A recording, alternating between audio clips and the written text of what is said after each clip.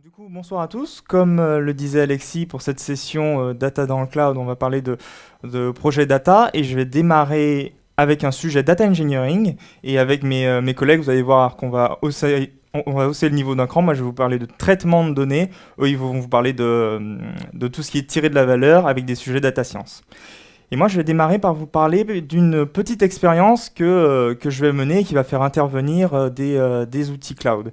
Je vais vous parler d'un sujet fast data, de traitement de données en temps réel et en continu. Petite présentation, moi je m'appelle Loïc, du coup je suis data engineer à Xebia. Qu'est-ce qu'on met derrière ce grand mot, hein? Tout simplement, en fait, je suis un développeur. Je suis un développeur qui code des logiciels dont le but est de finalement traiter de la donnée.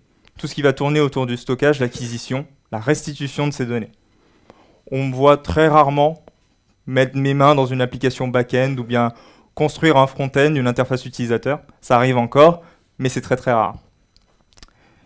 Donc, je suis data engineer, comme je l'ai dit, c'est ma petite description, ça peut varier en fonction des personnes, ma petite description du job, mais je suis data engineer à Xebia.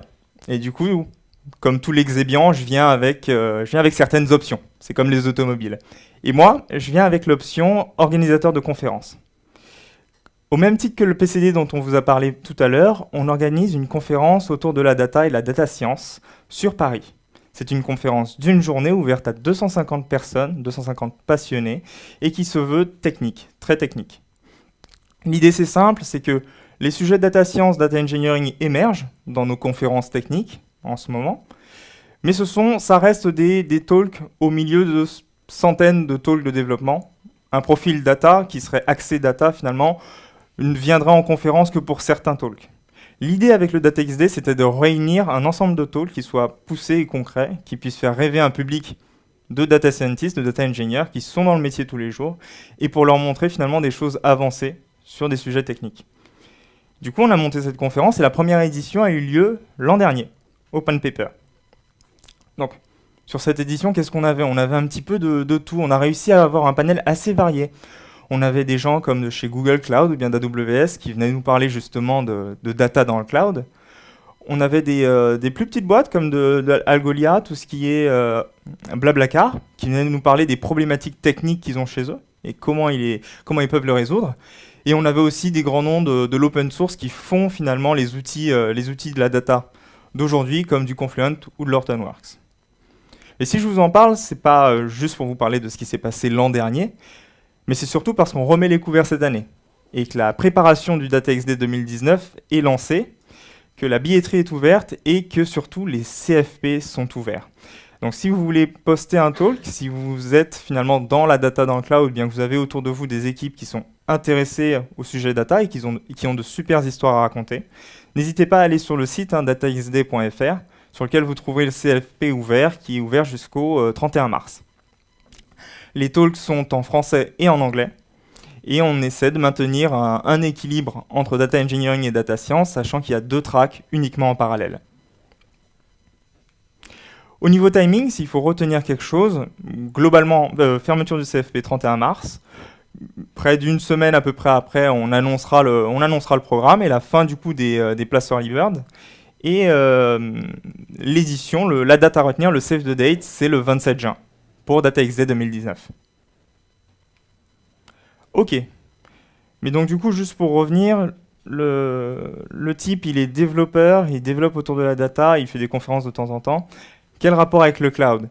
L'idée, c'est que je vais vous parler d'une petite expérience, d'un petit challenge qui m'a été posé et qui va finalement être résolu par plusieurs services cloud qui vont intervenir finalement dans la résolution.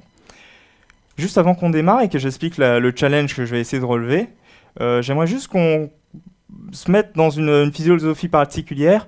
Là, je vais vous parler d'une chaîne de traitement. Et très souvent, ce qu'on entend quand on parle de chaîne de traitement en temps réel, on va penser refaire sa chaîne de traitement dans le cloud, ou bien migrer dans le cloud une chaîne de traitement.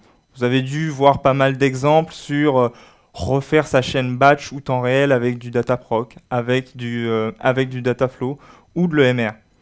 Là, ici, c'est pas dans ce mode en fait, de pensée que je me positionne. L'idée, ça va plutôt de conserver une pipeline de traitement de données existantes et d'enrichir ces fonctionnalités avec certains services que je vais vous montrer. Juste ce petit point-là qui peut différer des différentes soirées si vous avez été présent aux autres soirées du cloud, où là, on vous montrait plutôt des exemples de migration, de changement. L'idée, là, c'est que je vais regarder les mêmes outils, les mêmes technos, et que je vais enrichir avec certains services. Mais passons au challenge. Du coup, je disais que j'avais une chaîne de traitement de données en temps réel. La chaîne, la voici. L'idée, c'est que j'ai deux fils de messages dans lesquels circulent des événements. J'ai ce qu'on pourrait voir comme une borne d'arcade qui envoie des événements à un énorme mainframe qui parle en COBOL et qui valide mes événements et me les envoie. Concrètement, j'ai une file aller-retour entre des terminaux et un système d'information centrale. L'idée, c'est que je dois réaliser des transformations sur ces flux. Je ne vais pas me positionner ici, pour ne pas être bloquant dans la transaction, il faut qu'ici ce soit très fluide. Je vais forker entre guillemets ces flux, et je vais positionner une application ici, qui va traiter du coup ces flux. Donc cette application, elle a pas mal de tâches à sa charge finalement. Elle a la première tâche de corréler les deux flux. Je veux conserver les éléments qui sont bien validés, donc qui sont dans le flux aller et dans le flux retour. Et ensuite, je vais avoir tout un travail de décodage, puisque mon mainframe parle en COBOL et dans des formats bien précis. Je vais avoir des chaînes d'hexadécimales assez incompréhensibles que je vais devoir transformer en données interprétables et compréhensibles, avec des types et une structure plutôt complexe. Ça, c'est pour le cas d'usage. Après, a posteriori, sur ces événements, je pourrais faire tout ce qui est de groupement marketing en temps réel et finalement proposer des offres marketing en temps réel en fonction des agissements de mon utilisateur au terminal. Moi, mon problème, c'est le suivant. En fait, c'est ce qui est représenté par les flèches ici. C'est qu'au bout d'un certain temps et sous certaines conditions, ça peut être un arrêt relance ou bien un pic de trafic, je me retrouve dans une condition où mon application ne me redonne plus les messages en temps réel. J'ai un délai finalement. Soit je suis en retard, soit les messages en sortie ne m'arrivent plus à temps.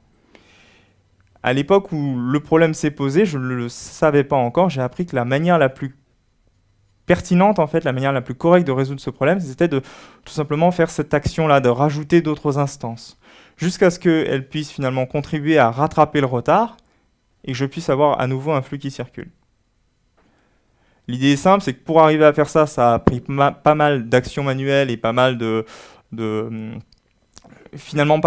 a posé pas mal de problèmes de mettre ça en place. L'idée, c'est qu'à posteriori, une fois que j'ai passé ce cap difficile, mes collègues me disent, écoute, tu as tout le temps que tu veux, tu as tous les outils que tu veux, est-ce qu'on ne pourrait pas trouver une manière d'automatiser ces actions et finalement de les rendre plus smooth, plus efficaces. Donc, c'est là que le thème de la soirée rentre dans l'histoire. Si j'ai tout le temps que je veux et tous les outils que je veux, a priori, je peux aller dans le cloud. Et c'est là que ça va commencer à nous intéresser. Tout ce qui est messaging et l'application que je faisais fonctionner se base sur une message queue qui est très connue en ce moment, qui s'appelle Apache Kafka. Et c'est comme ça qu'est faite ma chaîne de traitement. Globalement, j'utilise le bus de messages Apache Kafka, qui peut être décrit comme un event log, pour stocker mes messages. L'idée est simple, c'est que j'ai un ensemble de producteurs qui publient des messages dans des fils. Ces fils sont distribués. Les messages sont persistants et donc du coup des consommateurs peuvent venir récupérer les messages. Plusieurs consommateurs peuvent venir récupérer les messages. Une application Kafka Stream, le but d'une application Kafka Stream, c'est de pouvoir transformer des messages en temps réel et les republier dans une autre file. Du coup, vous avez les deux parties, producteurs et consommateurs, dans l'application dont je vous parlais, qui va consommer des messages en entrée, les enrichir, les transformer et les republier. Mais donc du coup, comment elle fonctionne cette app? Juste le focus du coup. Comment je vais résoudre mon problème? À partir de la base, comment fonctionne mon application Kafka Streams? L'idée est simple, c'est qu'elle va poller régulièrement des messages qui sont posés dans une file et les traiter ensuite un à un, en committant régulièrement les offsets pour les indiquer comme traités. Du coup, en cas de crash, je ne retraite pas des messages qui sont déjà passés. Je garde une certaine consistance de mes données. Ce qui peut arriver, et c'est le problème auquel je fais face, c'est que je peux très bien arriver dans le cas où, sur un pic de fréquentation ou sur un arrêt relance, les messages que je polle sont trop nombreux. À ce moment-là, je fais face à un retard, j'ai ce qu'on appelle un lag. L'offset courant du message qui est traité commence à devenir grand par rapport au dernier message de la file. J'ai du retard et j'aurai du mal à rattraper ce retard. Les événements que je suis en train de traiter sont plus les événements qui viennent d'arriver.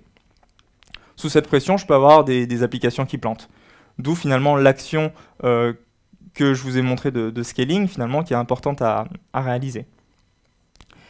L'idée, c'est que ces applications, du coup, elles sont spécifiques. Moi, j'aimerais me baser sur ce retard. En fait, ce retard qui est une métrique qui est exposée par mon application Kafka Stream au format JMX, une méthode classique en Java pour exposer des métriques. Mais donc, du coup, je parle d'autoscaling depuis tout à l'heure, mais finalement, l'autoscaling, c'est un sujet qu'on connaît globalement. Pour tout ce qui est serveur web, on sait très bien load balancer en fait un trafic sur un ensemble de serveurs en fonction de la charge. Ça, on sait faire. En big data, tout ce qui est allocation dynamique de ressources, on sait faire et ça reste de l'autoscaling. L'idée, c'est que pour ces applications de stream processing, en fait, les métriques, les notions sur lesquelles je vais vouloir baser mon scaling sont peut-être un peu moins assises et moins connues. Et donc, du coup, il va falloir gratter un petit peu pour aller chercher justement ce record lag, ce retard entre finalement mon offset courant et mon dernier message dans la file. Mais quand j'ai ce retard, même avec ce retard, Kafka Streams est pensé pour être hautement résilient, du coup hautement scalable. Et donc du coup, les premières réponses, je vais les trouver au sein même de ma librairie de stream processing. L'idée, c'est que quand je lance mon application, je disais tout à l'heure, mes fils de messages sont partitionnés. Quand je lance mon application et qu'elle est seule, que je n'en ai qu'une seule instance, elle se voit attribuer toutes les partitions. Toutes les partitions, finalement, sont traitées par une application. Si j'en déploie une deuxième, l'idée est simple, c'est que je vais déclencher ce qu'on appelle un partition rebalance. Tout le monde s'arrête, on repose les cartes, et on redistribue les partitions à chaque instance. Elle s'aide donc à consommer en parallèle les différents messages qu'on trouve dans les partitions. Du coup, en conséquence, mon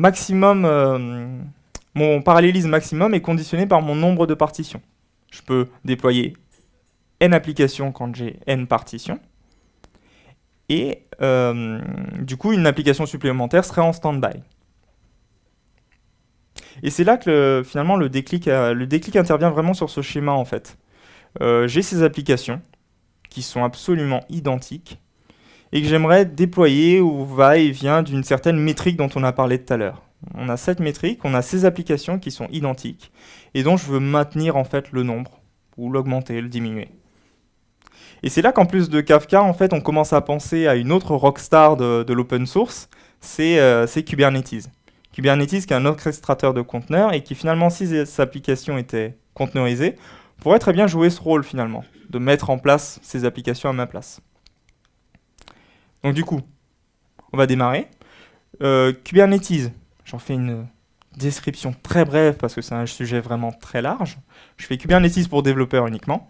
L'idée, c'est que dans le cadre de l'expérience, on le voit comme un orchestrateur de ressources. Il est composé de différentes machines, nœuds et masters. Et le seul boulot du master sera finalement de maintenir les déploiements que vous avez demandés. Il a la connaissance des disques, de la mémoire et du réseau qui relie les machines. Et son boulot, ce sera de maintenir finalement vos applications dans des pods qui pourront être répartis sur les différentes machines. Donc notre application de stream processing, elle sera ici. Elle sera ici à l'intérieur de nos pods sur nos machines.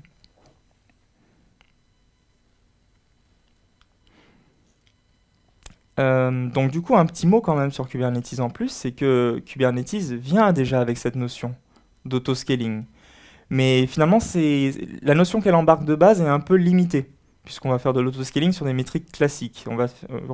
Si on revient à mon idée de load balancing de serveur web, on va faire finalement de l'autoscaling sur tout ce qui est usage CPU, consommation mémoire.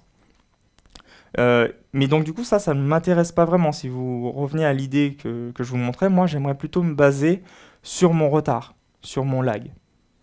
Et le bol que j'ai au moment où je fais cette expérience, c'est que quelques mois avant, Kubernetes release en bêta, ça prise en compte de custom metrics. L'idée d'aller finalement faire de l'autoscaling sur des métriques que vous aurez déclarées dans vos applications. Ok, top. Du coup, en fait, vous pouvez avoir dans vos applications une métrique que vous déclarez et qui vous permet de scaler au va-et-vient selon à votre guise finalement. Mais moi, je pourrais m'inventer une métrique, sauf que je disais tout à l'heure, ma librairie Kafka Streams, ma librairie de stream processing, expose déjà des métriques. Du coup, j'ai les métriques JMX de mon application Kafka, qui sont totalement indépendantes du reste de mon socle et de la manière dont je la déploie. Et j'ai cette notion de custom metrics. Et c'est là finalement que les outils cloud vont me permettre de faire le pont entre les deux pour permettre cet autoscaling. Le schéma que je veux faire finalement c'est le suivant. Au lieu de déployer une seule application, je vais déployer d'autres utilitaires qui vont me permettre de faire remonter ma métrique de lag et de l'interpréter comme une métrique au sein de Kubernetes. Du coup, la cinématique qu'on va traverser, c'est la suivante. Là, on a la big picture, et je vais vous la détailler. Du coup, la solution, ça va être finalement de ne pas seulement déployer votre application. Donc, on a l'application de stream processing qui nous causait tant de mal au départ, ici, qui sera déployée. Et ces métriques qu'elle expose nativement, qu'on va mettre dans un format approprié. Et deux autres applications. Une première qui est un sidecar, qui consistera uniquement à exporter les métriques à l'extérieur de notre pod. Et on pourra les persister dans un service Stackdriver, qui est une brique de monitoring. Et c'est cet outil vraiment qui va faciliter tout le transport des métriques. Ça va être la pierre angulaire de la cinématique dont je parle, puisque c'est elle qui va me permettre de persister les métriques, de les afficher, de les tracer joliment pour pouvoir les observer, mais également de les persister pour les réutiliser a posteriori. Une fois qu'elles sont stockées dans Stackdriver pour leur affichage, ce que je vais pouvoir faire, c'est avec une troisième application, m'appuyer dessus pour les exposer à mon master Kubernetes. Donc, le tout inscrit dans un YAML file, je vais pouvoir déployer ce set en fait de pods à chaque fois. Donc du coup, je disais que le plus important ici, c'était la partie Stackdriver, sur lequel du coup, il faudrait que je fasse un petit focus. Donc Stackdriver, qu'est-ce que c'est? Donc du coup, c'est un peu la brique de monitoring qu'on retrouve sur GCP. J'ai peut-être oublié de le dire, du coup, le choix que j'ai pris, c'est, comme le titre l'indique, c'était GCP pour mener l'expérience. Et donc du coup, je suis tombé sur Stackdriver qui me permettait de monitorer tout ce qui est application. Alors Stackdriver, l'idée c'est de centraliser énormément de choses. Il va bien au-delà du monitoring puisqu'il va gérer tout ce qui est monitoring, logging et vous permettre du coup de faire du tracing de vos erreurs, du debugging. C'est vraiment un outil puissant dans le sens où il va être full stack insight, dans le sens où il monitore vos applications mais il va aussi monitorer des couches plus basses comme les middleware sur lesquels vous vous basez ou bien même des machines.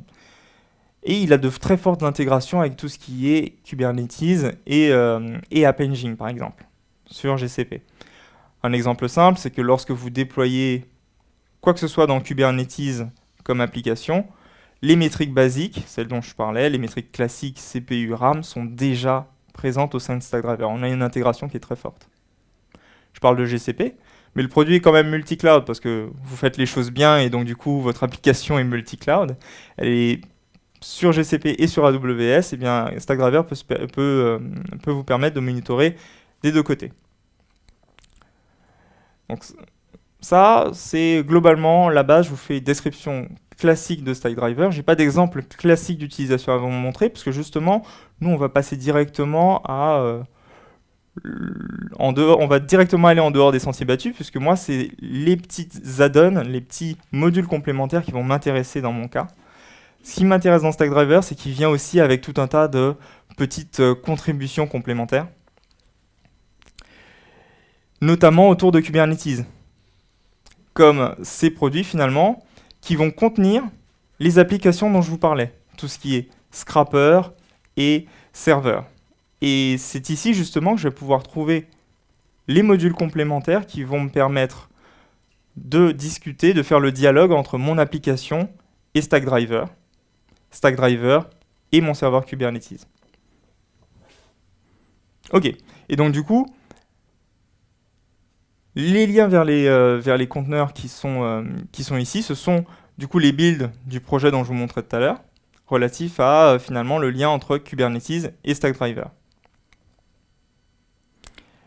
Donc, j'ai fait globalement le tour de la chaîne.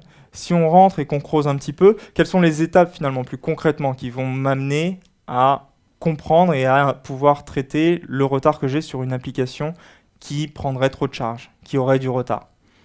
Donc la première chose qu'on voit, c'est mes fameuses métriques JMX, qu'il faut que je mette à un format approprié.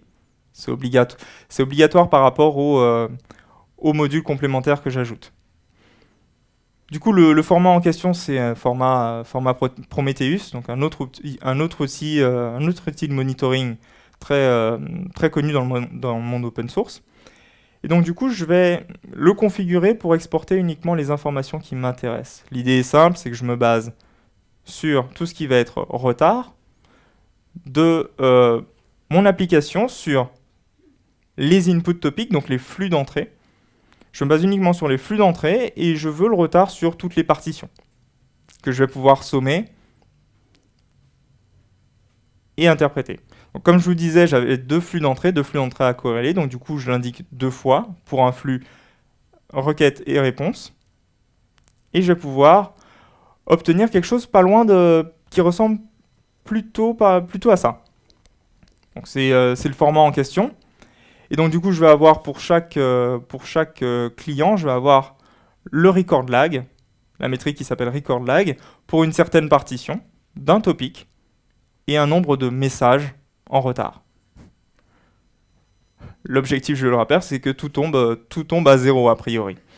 Là, dans ce cas-là, par exemple, c'est ce à quoi je faisais face, typiquement, après un arrêt relance. J'ai une interruption de service, un problème quelconque, une application qui crache, et je la relance après, finalement, l'usage de mon service.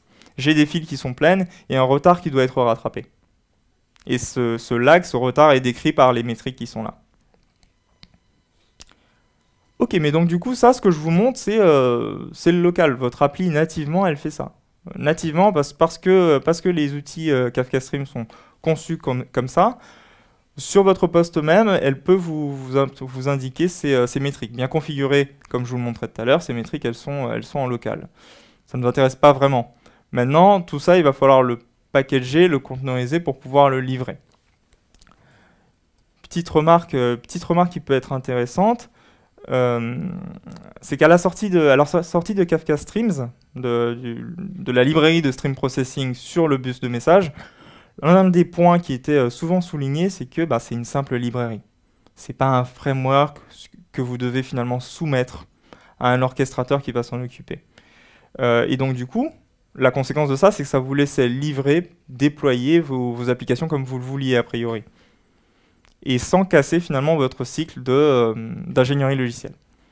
Moi, avec cette expérience, ce que je constate, c'est que finalement, il vaut peut-être mieux finalement adopter d'autres pratiques, d'autres finalement méthodes très classiques comme containerisation, orchestration, qui vont justement nous permettre d'enrichir, d'apporter de la puissance à ces applications Kafka Streams avec de l'autoscaling. Donc du coup, première étape, ça va être tout ce qui est mise sous image. Je vais packager mon application, en faire une image Docker, que je vais uploader dans un repository, ici GCR. Encore une fois, ça pourrait être un autre repository. Avec un outil d'infra as code, ce que je m'assure, c'est d'avoir un cluster Kubernetes qui tourne et qui fonctionne. Il va falloir que je m'assure qu'il soit dans une bonne version, dans le sens où, comme je vous le disais, le support des custom métriques est encore dans une version haute de Kubernetes. Je crois qu'il faut aller sur des versions assez poussées de GKE pour pouvoir profiter des custom metrics. Une fois que c'est fait, je peux déployer le set de conteneurs entier dont je vous parlais. Donc mon application, son sidecar et un serveur de métriques. Et profiter ensuite de mon déploiement. Donc, j'ai toujours dans un pod, lorsque je n'ai pas de retard, là j'ai un seul pod, je regarde mes conteneurs au sein de ce pod, j'ai toujours mon application de stream processing et son sidecar qui scrape continuellement le schéma que je vous montrais, le schéma de retard que je vous montrais tout à l'heure. Ok, donc nativement, ce que je disais, c'est qu'on avait du coup tout ce qui est consommation CPU en classique. Là, pour avoir ça, pour avoir finalement cette ligne GKE container et l'usage CPU, je n'ai strictement rien eu à faire. Et c'est la mise en place des deux applications et de la création d'un compte Stackdriver qui vont me permettre d'avoir le graphe suivant qui, lui, m'intéresse vraiment, qui, lui, est le lag, en fait, de mon application. L'idée, c'est que soumis finalement à un workload intense, je vais commencer à avoir du lag et je vais vouloir réagir à ce lag.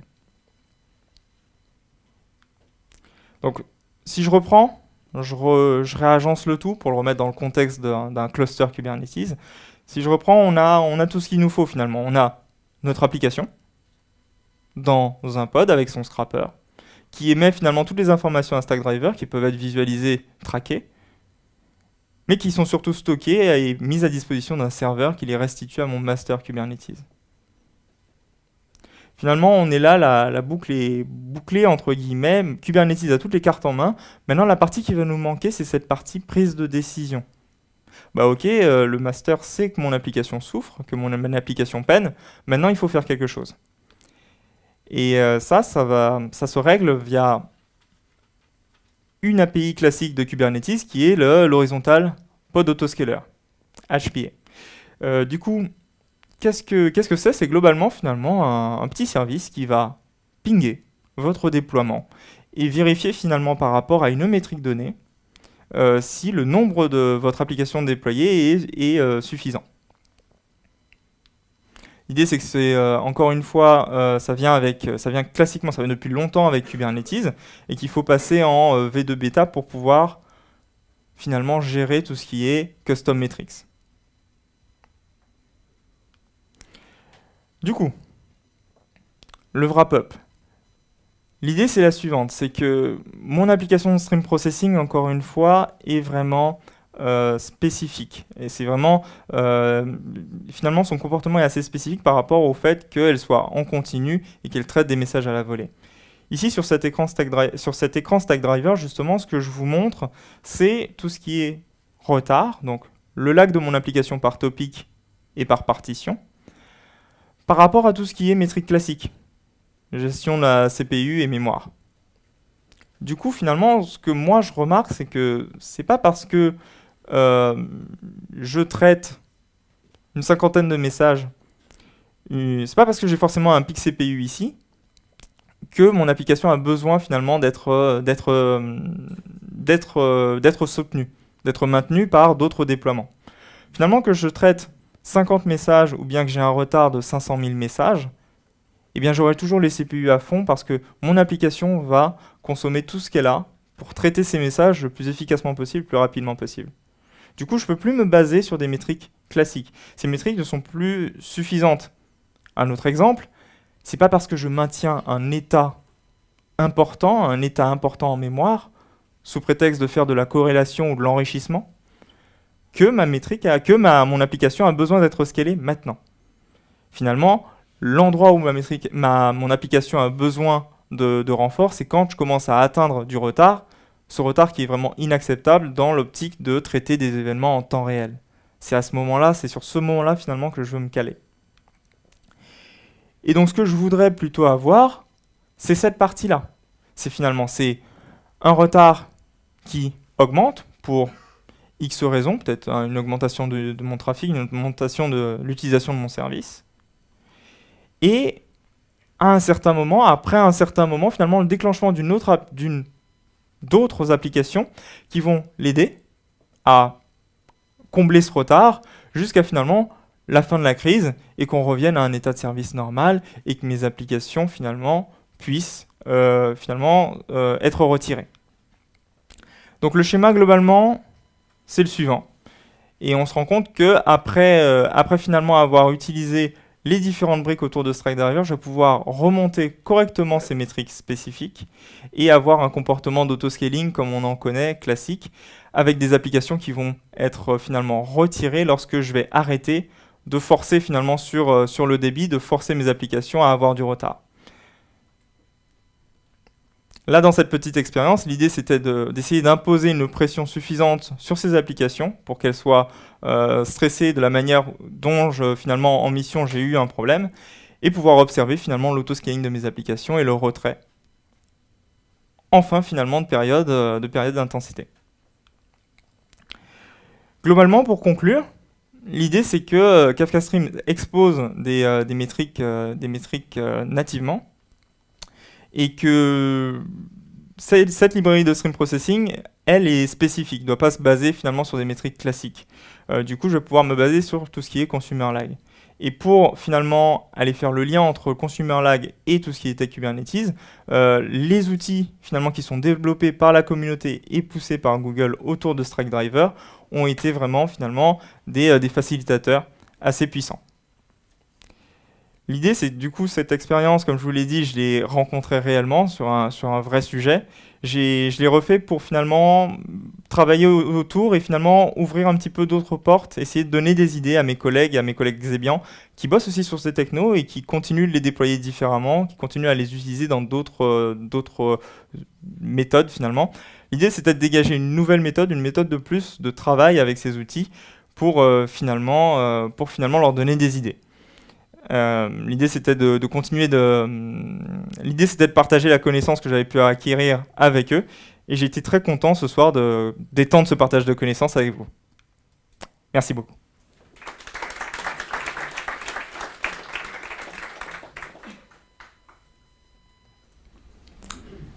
Est-ce que vous avez des questions maintenant? Ça ressemble beaucoup en fait à de l'automatique, un peu où on vient asservir un système suivant une métrique. Est-ce qu'on n'a pas un risque d'avoir parfois des oscillations? On va venir d'un coup scaler énormément, et puis la métrique, on voit qu'elle baisse, donc on s'arrête, puis on commence, etc. Oui, il y a un gros risque dessus. Ça porte un nom. Ça s'appelle le trashing annexe. C'est pas répété. Ouais, ce n'est pas un complice. Je tiens à le dire. Du coup, l'idée c'est que il va y avoir du trashing. Et du trashing, là par contre, c'est classique et on l'a pour tout type d'application. L'idée c'est que, par contre, il faut le gérer vraiment cas par cas. Et c'est en fonction finalement de ton application que tu sais à quel moment finalement il va être inutile de mettre et retirer, que toi tu dois pouvoir régler deux paramètres qui sont les suivants. Tout ce qui est le downscale après un certain temps et l'upscale après un certain temps. L'idée c'est que tu vas mettre quand même une limite une limite de temps pour empêcher ce va-et-vient. Donc je reprends le parallèle avec mon cas, j'ai un flow intense qui arrive, je sais qu'en fait, mettre une application Kafka Stream en place, ça a un coût et que j'ai un overhead quand même d'1 ou 2 minutes. Je vais mettre ce downscale bien au-dessus de cette limite pour être sûr finalement de ne pas perdre mon temps à mettre et retirer mon application. Alors, cela peut effectivement, mais là ce que je montre, c'est directement en ligne de commande sur mon cluster Kubernetes. Tu me dis si tu me trompes, le Kafka Stream c'est côté client, c'est ça? Oui. Donc du coup en fait, parce que toi tu parles de scaling, je suis d'accord, si tu up, en fait tu mets plus de côté client, mais du coup en fait, vu qu'on a une relation 1-1 avec Kafka, vraiment tu es obligé d'augmenter le nombre de partitions aussi. Sur ton schéma, tu avais montré qu'il y avait une relation 1-1 entre tes partitions et ton client, et ton consommeur en fait. Du coup, si tu augmentes ton nombre, admettons tu scale up ton application, tu es obligé de scale up aussi ton nombre de partitions sur Kafka. Et la problématique, c'est que si tu scale down, Kafka n'est pas fait pour scale down automatiquement, il doit y avoir des problèmes. Alors, je viens de me rendre compte qu'il faut que je répète la question pour la vidéo. L'idée, je vais faire un résumé très grossier, on va revenir sur tout ce qui est partitionnement. Du coup, l'idée, c'est comment ça se passe au niveau finalement de répartition des partitions pour une application. On le refait ensemble si tu veux bien. Je crois que en fait, c'est globalement ce que tu dis, mais je vais revenir sur le point, si j'y arrive. Donc, ce qu'on se disait, c'est qu'on a une application qui est un client et qui se voit répartir toutes les partitions. Jusqu'à là, on est OK. Je parlais d'ajouter une application, donc d'ajouter un client. Et donc, du coup, j'ai ce partition rebalance qui s'opère. Et là, je n'ai pas une relation 1-1. J'ai bien une partie des partitions qui sont attribuées à un client et à un autre. Donc, j'ai pas cette fameuse relation 1-1. Par contre, tu as tout à fait raison. Retirer une partition, c'est galère. Et a priori, je ne veux pas le faire. Dans le cas où il faudrait que je réfléchisse à nouveau à mon partitionnement, effectivement, il faudrait scale up pour revoir tout ce qui est clé de partition de mes messages. Mais tu as tout à fait raison sur la partie retrait de partition. Par contre, je n'ai pas de relation 1-1 entre mon topic et mon application. Quand tu fais du scale down, en fait, tu vas te réattribuer un certain nombre de partitions pour une application. C'est ça. En fait, c'est le chemin inverse. Hein. Imaginons un détail que je n'ai pas dit, c'est que mon fichier d'autoscaling, je le configure en connaissance de mon topic. Et donc, du coup, je mets un maximum d'instances qui est égal à mon nombre de partitions. Admettons, c'est la panique, il y a un trafic de fou, mon business, il a du succès. Et j'ai un flow intense, je suis à ce niveau-là. J'ai autant d'applications que de partitions parce que Kubernetes, je vais forcer à s'arrêter à N partitions. À N applications, pardon. Après un certain temps, lorsque le débit sera moindre et que je pourrai revenir à un état normal, et bien petit à petit, ce qui va se faire, c'est que le partition rebalance va se faire de la manière suivante, c'est que Kubernetes va tout simplement retirer des pods, donc les applications qui sont dedans. Le partition rebalance a lieu, mais avec un nombre restreint d'applications. C'est exactement le schéma inverse. J'ai répondu à ta question. Ouais. Et en fait, cette définition, c'est dans le Dockerfile. Enfin, je sais pas où tu le mets ou que tu dis, ok, je vais t'appeler dans telle ou telle partition. Alors, par contre, la gestion des partitions, et ça c'est la magie de Kafka, n'est pas gérée par Kubernetes. Kubernetes, tout ce qu'il fait, c'est déployer un nombre de partitions. L'élection, tout ce qui est l'attribution de partitions, c'est le protocole entre Kafka et ses clients.